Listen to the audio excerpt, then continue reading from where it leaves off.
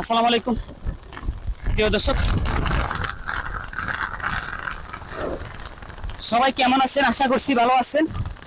আজকে যে দৃশ্যটি দেখতেছেন আমাদের হাতিয়া সরকিং সর্বগুলা 7 নং ওয়ার্ডের যে জয়দারিয়া খালের মুখে যে আসলে দেখছেন এই বন্যা ঘূর্ণিঝড় রিমান, ওই রিমামের প্রভাবে আজকে দেখছেন এখানটা ভেঙে যাচ্ছে।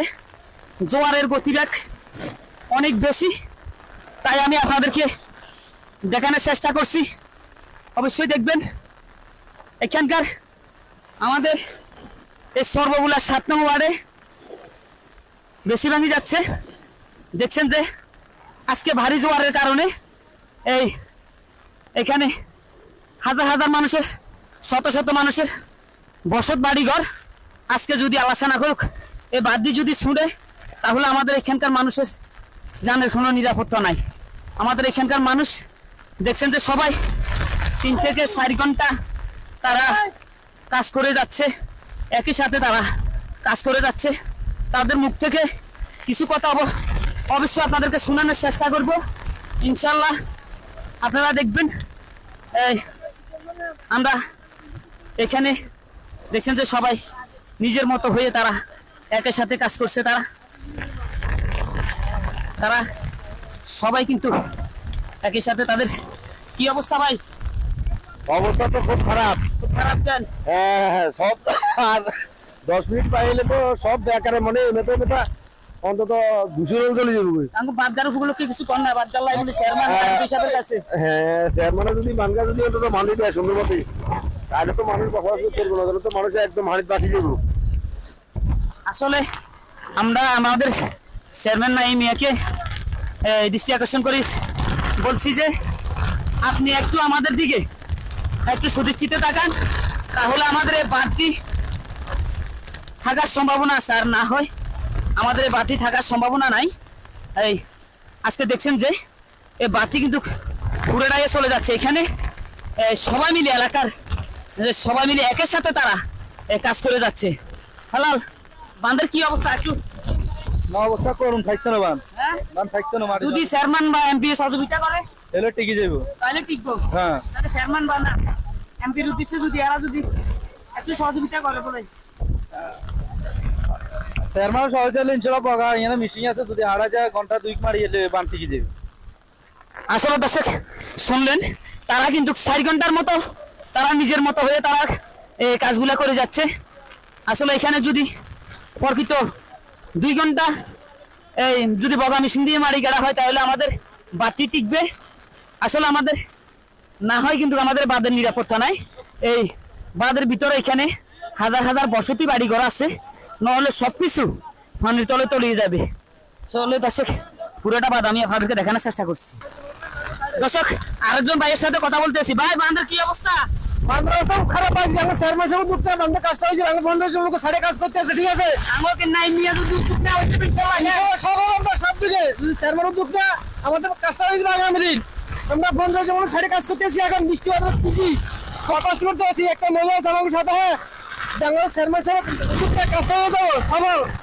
আমরা 15 জন কাজ করতে আছি, নয় 10টা থেকে 2-4টি কিনে কাজ করতে আছি। হ্যাঁ, এলাকার সবাই কিন্তু কাজ করতেছে।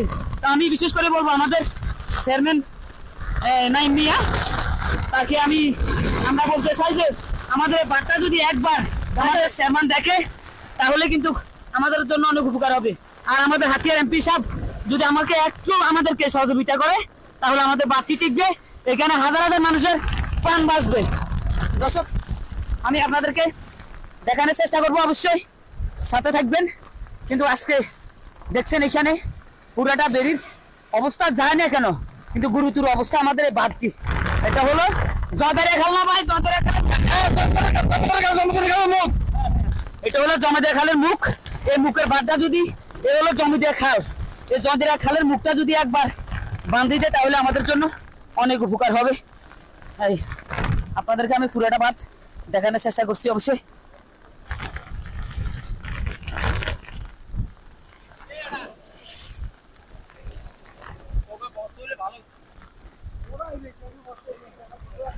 তারা সবাই কিন্তু একের সাথে কাজ করে যাচ্ছে, এখানকার মানুষ সবাই একই সাথে কাজ করে যাচ্ছে। তাদের জীবনের নিরাপত্তা বাজি রেখে তারা একই সাথে সবাই কাজ করে যাচ্ছে। তাদের নিজের জানের মায়া, মালের মায়া সব কিছু ছেড়ে তারা একাই কাজ করে যাচ্ছে এখানকার সবাই। দর্শক, আপনাদেরকে পুরোটা দেখানোর চেষ্টা করছি।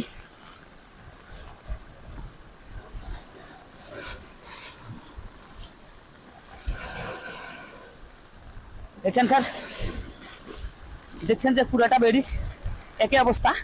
যদি সর্বোচ্চ আমাদের এখানে 2 ঘন্টা বগা মেশিন দিয়ে মাটি কাটা হয় তাহলে কিন্তু আমাদের বেড়িটা টিকে যাওয়ার সম্ভাবনা আছে। না হয় আমাদের এই বগুলার মানুষগুলো আমরা সবাই পানির তলে তলিয়ে মরতে হবে। দর্শক, আপনাদেরকে পুরোটা দৃশ্য অবশ্যই দেখানোর চেষ্টা করতেছি।